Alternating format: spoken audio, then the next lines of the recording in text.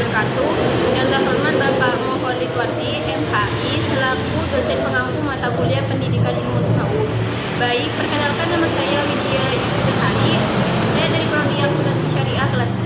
Saya di sini akan membahas tentang perkembangan pemikiran tasawuf dan implementasinya di era modern.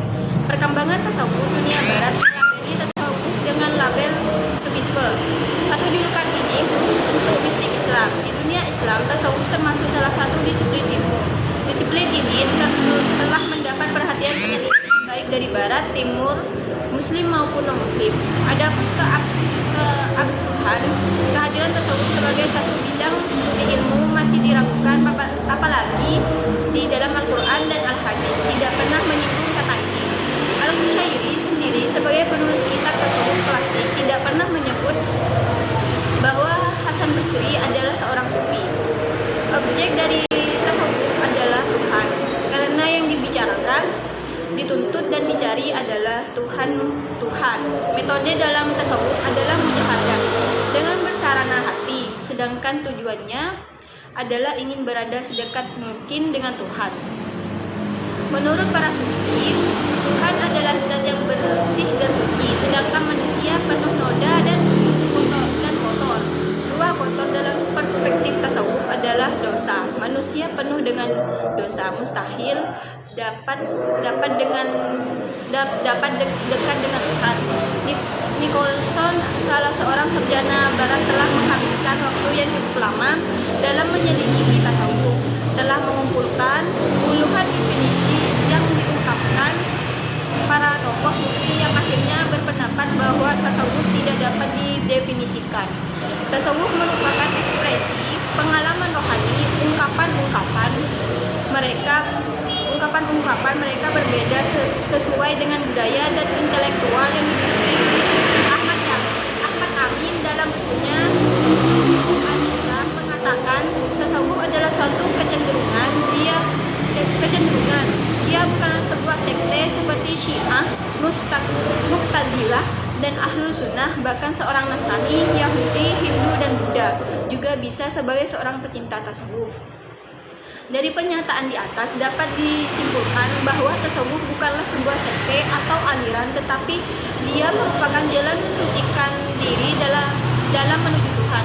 Di antara terminologi yang cukup penting yang harus diketahui adalah istilah syariah, thariqah, dan hakikat.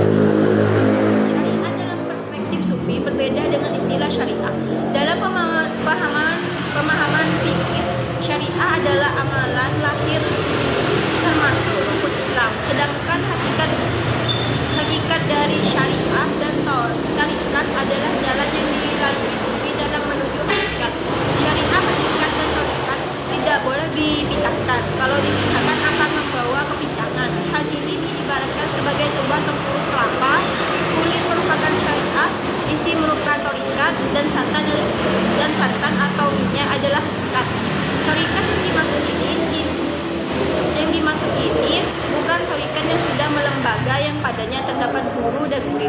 Tarikat modern ini menunjukkan pada abad ke-12 Masehi. Akan tetapi yang dimaksud tarikat di sini adalah jalan menuju Tuhan, sehingga di kalangan para sufi muncul ungkapan jalan menuju Tuhan sebanyak binatang di langit atau sebanyak nafas manusia. Yang selanjutnya yaitu tasawuf di era modern.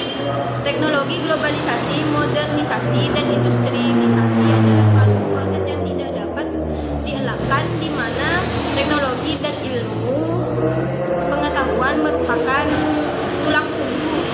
Namun hal ini telah membawa dampak negatif bagi kehidupan manusia. Yudi Latif di dalam bukunya mengatakan hegemoni sains dan teknologi yang memicu revolusi industri dan informasi telah mempersoalkan bangsa manusia apabila tidak disokong dengan ide-ide mulia keagamaan dan terus membawa manusia menjadi setengah manusia.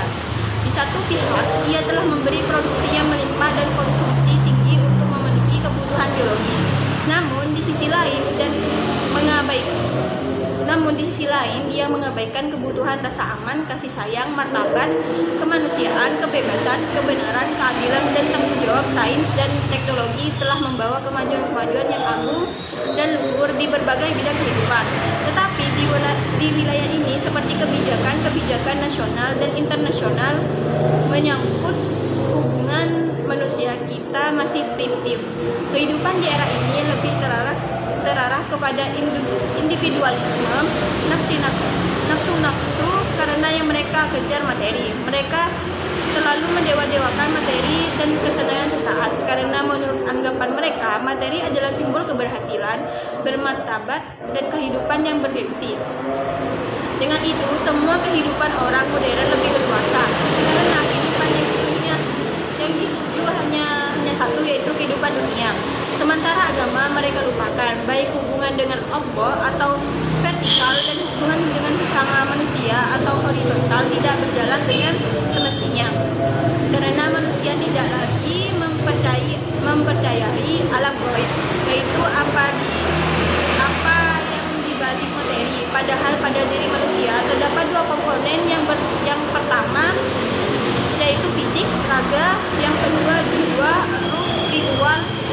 Kalau yang pertama fisik telah kita beri makan dan pakaian, tetapi pada komponen yang kedua tidak dipedulikan eksistensinya, sehingga meranalah jiwa karena tidak diberi kebutuhannya.